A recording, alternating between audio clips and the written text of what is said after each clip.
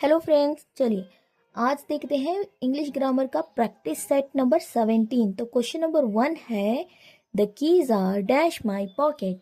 यहाँ पे देखिए, कुछ भी आप अगर रखते हो तो something you keep inside your pocket, right. Inside रखोगे, पॉकेट के अंदर रखोगे तो इन आएगा, राइट है, सही है। In is the right answer. हाँ, इन माई पॉकेट। तो option number D is the right answer here. ये तो ऐसे एलिमिनेट हो जाएंगे, तो option number D is the right answer. In my pocket, the keys are in my pocket. Question number 2 देखिए, she is angry dash her brother. वे गुस्सा है अपने भाई से। हाँ, से बताने के लिए यहाँ पे ऑन हर ब्रदर नहीं आएगा, एलिमिनेट हो जाएगा। एट भी नहीं आएगा, फॉर भी नहीं आएगा। What's the right answer? With her brother, अपने भाई से। तो with preposition is the right answer here. तो with is the right answer. चलिए क्वेश्चन नंबर 3 देखिए, he apologises dash his mistake. उसने माफी मांगी किसके लिए? अपने मिस्टेक के लिए। For his mistake. हाँ, उसने माफी मांगी अपनी मिस्टेक के लिए, फॉर हीज मिस्टेक। क्या होगा अर्थ? वो अपनी गलती के लिए माफी मांगता है। हाँ, फॉर के लिए बताने के लिए फॉर प्रिपोजिशन का यूज किया जाता है। क्वेश्चन नंबर 4 देखिए, I agree dash your idea. I agree dash your idea. तो यहाँ पे राइट प्रिपोजिशन क्या आएगा? What is the right preposition? आप यहाँ पे क्या बता रहे हो? सहमति बता रहे हो, सपोर्ट बता रहे हो। समथिंग हैज, यहाँ पे अग्री एक्सेप्ट कर रहे हो, अग्री करके सपोर्ट बता रहे हो। आई अग्री, टू नहीं आएगा, ऑन भी नहीं आएगा। With is the right answer. I agree with your idea. तो यहाँ पे with preposition is the right answer. इसका अर्थ क्या होगा? मैं आपके विचार से सहमत हूँ। हाँ, सपोर्ट करते हुए बता रहे हो, ठीक है। तो with is the right answer. Preposition with आएगा। She is famous dash her paintings. तो यहाँ पे राइट आंसर क्या आएगा? क्या है? फेमस है बताया जा रहा है, यानी यहाँ पे कॉज बताने के लिए। हाँ, किस वजह से? फॉर प्रिपोजिशन आएगा। She is famous for what? For her painting. हाँ, फॉर हमें यहाँ पे क्या बताता है? फॉर हमें यहाँ पे रीजन बताता है, रीजन। हाँ, ऑफ फेम के लिए, फेमस होने के लिए फॉर। हाँ, फॉर प्रिपोजिशन आएगा। Option number C is the right answer. हाँ, वह अपनी पेंटिंग के लिए फेमस है बताने के लिए फॉर प्रिपोजिशन आएगा। क्वेश्चन नंबर 6 देखिए, he is tired dash working all day. ये देखिए, बहुत ही अच्छा क्वेश्चन है। He is tired of. हाँ, टायर्ड ऑफ आएगा या फॉर फ्रॉम आएगा, एट आएगा, विथ आएगा। What is the right answer? He is, at तो नहीं आएगा, विद भी नहीं आएगा। He is tired of. Tired of का मीनिंग क्या होगा? Fed up. टायर्ड ऑफ का मीनिंग क्या आएगा? फेड अप, थक चुका है। हाँ, थक चुका है बताने के लिए टायर्ड ऑफ के। हाँ, वह पूरे दिन काम करके, हाँ, करके थक चुका है, पूरे दिन काम करके थक चुका है। टायर्ड ऑफ यानी फेड अप। हाँ, बेजार हो गया है, तो ऑफ आएगा। अगर वही फ्रॉम लगाओगे तो क्या आएगा? फिजिकल, यहाँ पे क्या बताने के लिए फ्रॉम लगाओगे तो यहाँ पे क्या आएगा? इट शोज द कॉज और रीजन बताने के लिए फ्रॉम लगाओगे। इसका अर्थ क्या होगा हिंदी में? अगर आप फ्रॉम चूज करते हो तो यूजुअली ऑफ आता है, अगर फ्रॉम लगाते हो तो भी ये प्रिपोजिशन यहाँ पे सही है। फ्रॉम लगाते हो तो क्या आएगा? He is tired from working all day. इसका अर्थ क्या होगा? वह काम करके थक गया है। वह काम करके थक गया है, इसका अर्थ होगा। I hope you understood. चलिए अब देखते हैं क्वेश्चन नंबर 7। क्या है question number 7? She is busy. Yes, for cause के लिए, जैसा कि मैंने बताया, थकान के लिए। अब अगला देखते हैं क्वेश्चन नंबर 7 क्या है। ये बहुत अच्छा क्वेश्चन है। She is busy dash her homework. तो यहाँ पे एट तो नहीं आएगा, ऑन भी नहीं आएगा, इन तो बिल्कुल ही नहीं आएगा। क्या आएगा यहाँ पे? हाँ, विथ हर होमवर्क, यानी एंगेज है, बिजी है। She is busy with her homework, with preposition. Option number C is the right answer here. चलिए अगला क्वेश्चन देखते हैं। He is different dash his friend. यहाँ पे देखिए क्या आएगा? विथ आएगा, फ्रॉम आएगा, देन आएगा, एट आएगा। देन तो नहीं आएगा, from is the right answer. What is the right answer? From. हाँ, वह अपने दोस्त से अलग है बताने के लिए, वह अपने दोस्त से अलग है, not a same. Okay, he is not same as his friend, अपने दोस्त के जैसा नहीं है। तो यहाँ पे डिफरेंट फ्रॉम इस प्रपोजिशन का यूज किया जाता है नॉट सेम एज बताने के लिए। हाँ, ये कहाँ पे यूज कर सकते हो आप, ये यहाँ पे पर्सन के लिए यूज किया जाता है, थिंग्स के लिए।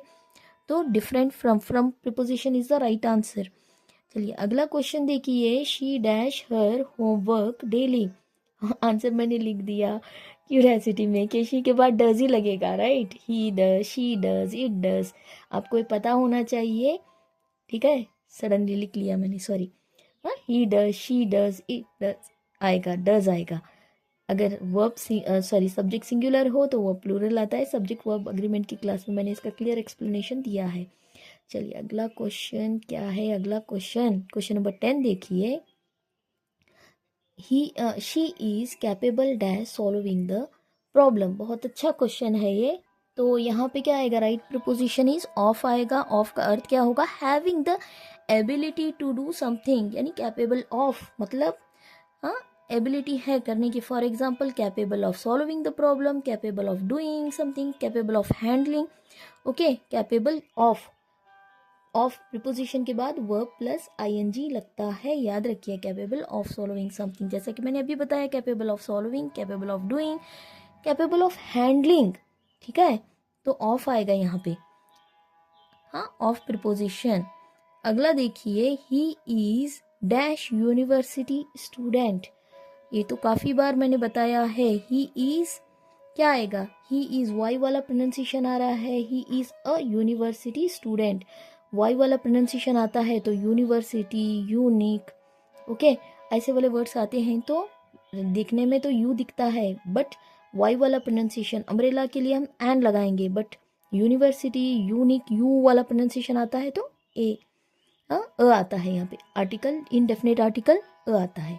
क्वेश्चन नंबर 12 देखिए, she is dash MLA, ME M LA ऐसे बोलोगे, ठीक है। एन आएगा, an preposition, an article, indefinite article, an is the right answer.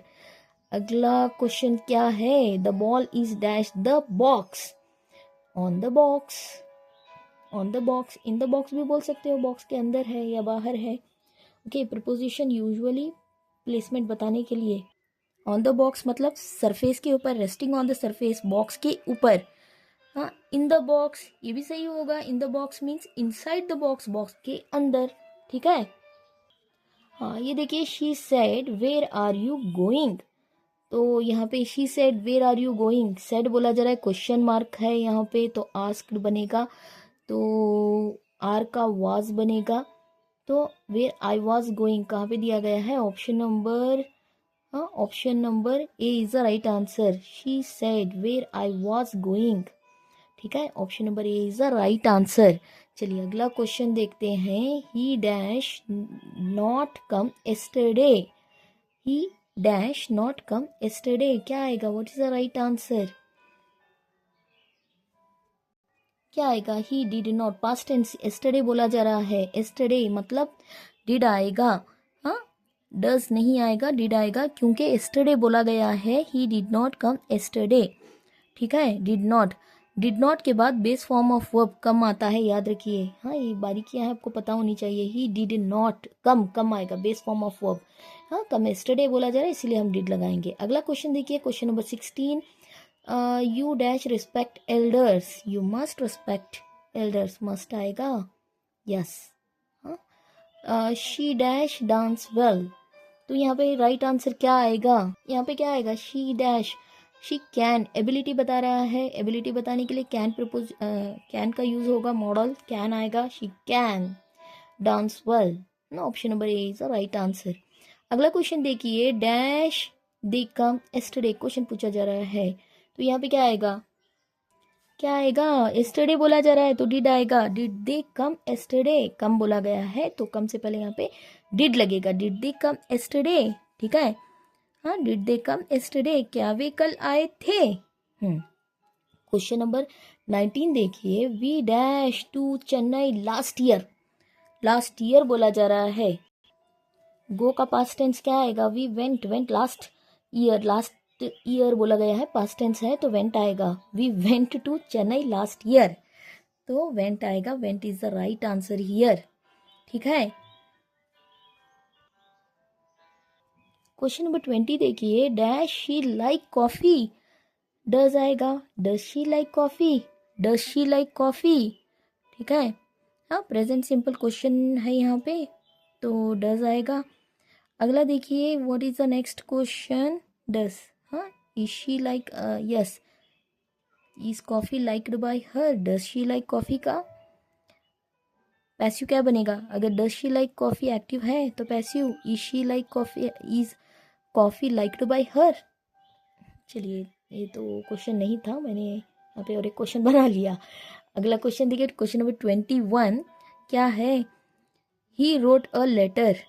तो यहाँ पे he wrote a letter it is. तो यहाँ पे इसका आंसर क्या आएगा. He wrote a letter. हाँ, एक्टिव में है तो सब्जेक्ट यहाँ पे देखिए क्या है, क्या आएगा. क्या आएगा. शब्द सब्जेक्ट डज द एक्शन. तो पैसिव में क्या आएगा. ऑब्जेक्ट को सब्जेक्ट की जगह आना है. अ लेटर से शुरू होना है, चारों में शुरू हुआ है. अ लेटर वाज आना है उसके बाद. नहीं, option number was option number D में दिया गया. Letter was written. V3 आना है. Written by him. Okay, he का क्या बनेगा. हिम. तो यहाँ पे option number D is the right answer. Written V3 जैसा कि मैंने बताया, और रिटन से पहले वाज आना है. हाँ, वाज ऑप्शन नंबर डी में दिया गया है, तो option number D is the right answer. I hope you understood. Video अच्छा लगे तो चैनल को लाइक कीजिए, अपने दोस्तों में शेयर कीजिए, और अब तक सब्सक्राइब नहीं किया है तो कर लीजिए. ऐसे बहुत सारे वीडियोस इजीली अवेलेबल हो जाएंगे. चलिए मिलते हैं अगली वीडियो में. Thank you for watching.